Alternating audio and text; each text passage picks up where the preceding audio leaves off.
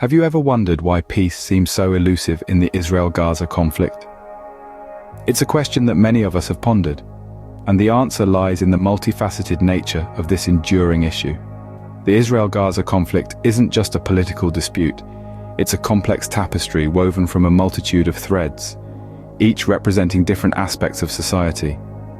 Picture it as a three-dimensional puzzle, where each piece represents a unique challenge.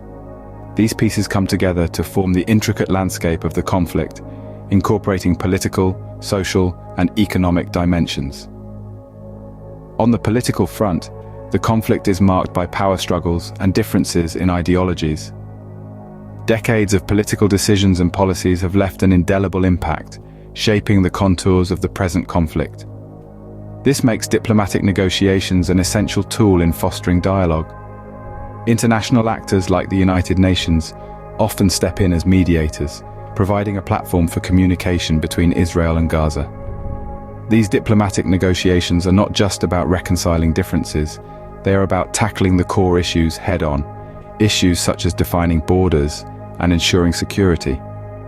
Imagine a group of leaders sitting around a table, each with their own vision of what peace looks like, each with their own set of non-negotiables. It's a complex dance, a balancing act of interests and compromises. Meanwhile, the social and economic dimensions add another layer of complexity. The conflict isn't isolated from the everyday lives of the people living in these regions. It influences their access to resources, their economic opportunities, and their social interactions. This means that any attempt at peace must also address these aspects, striving to reduce socio-economic disparities and promote development. So you see, the Israel-Gaza conflict is not just a line drawn on a map or a disagreement between governments. It's a deeply rooted, multifaceted issue that requires a comprehensive approach to address. It's a puzzle that demands patience, understanding, and most importantly, the will to peace. Understanding these complexities gives us a clearer picture of why achieving peace is not a straightforward task. So, what can be done to bring about peace in this region? One of the most frequently proposed solutions to the Israel-Gaza conflict is the two-state solution. This envisages Israel and Palestine coexisting peacefully, each as a sovereign nation. To make this a reality, there would need to be extensive negotiations about borders, resources, and rights. It's a complex process, but one that could potentially address many of the root causes of the conflict. However, peace isn't something that can be achieved overnight, and while these negotiations take place, temporary measures are often necessary. This is where ceasefire agreements come into play.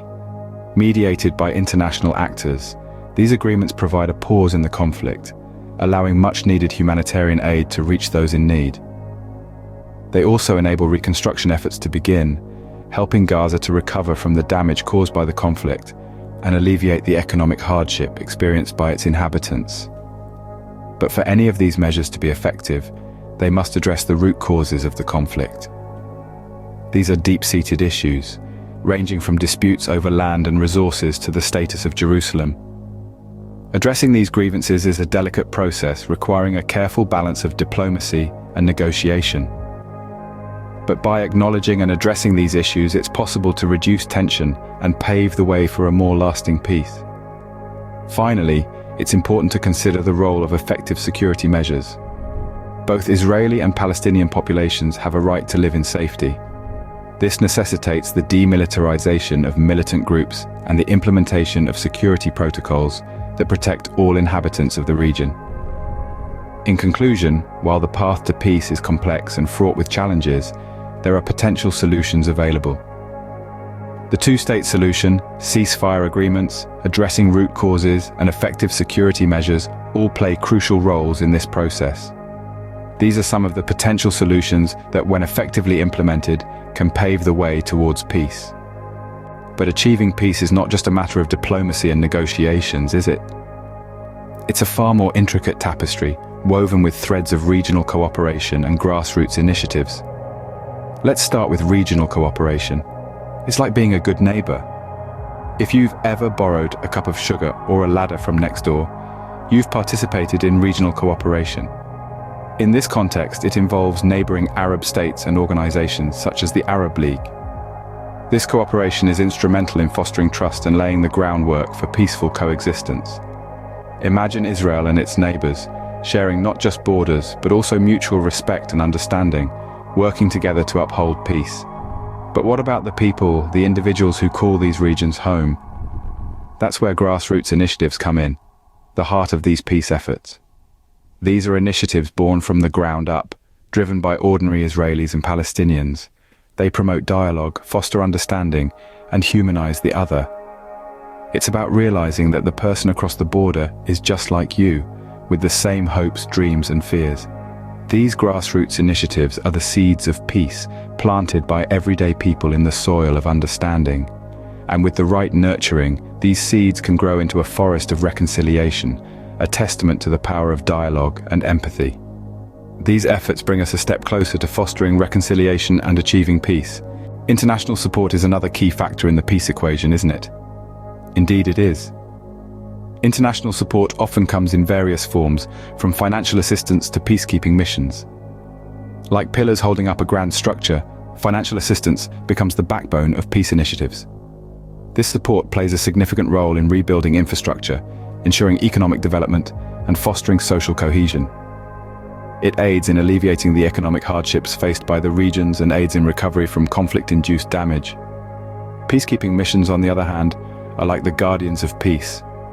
They help maintain ceasefires and prevent conflicts from escalating. These missions, conducted by international bodies, provide an environment conducive to dialogue and negotiation, fostering an atmosphere of trust and cooperation. Yet the role of international support goes beyond financial aid and peacekeeping. Neutral third parties are crucial in this peace equation. They serve as the impartial eyes and ears on the ground, monitoring compliance with peace agreements and preventing escalations. Their unbiased perspective and intervention are vital in maintaining the balance and ensuring that the path towards peace remains clear and unobstructed. In the grand scheme of things, international support is not just about providing resources or enforcing peace. It's about fostering an environment where dialogue, cooperation, and mutual respect can flourish. It's about being an ally in the pursuit of peace. With sustained efforts, political will, and compromise, peace is indeed a possibility.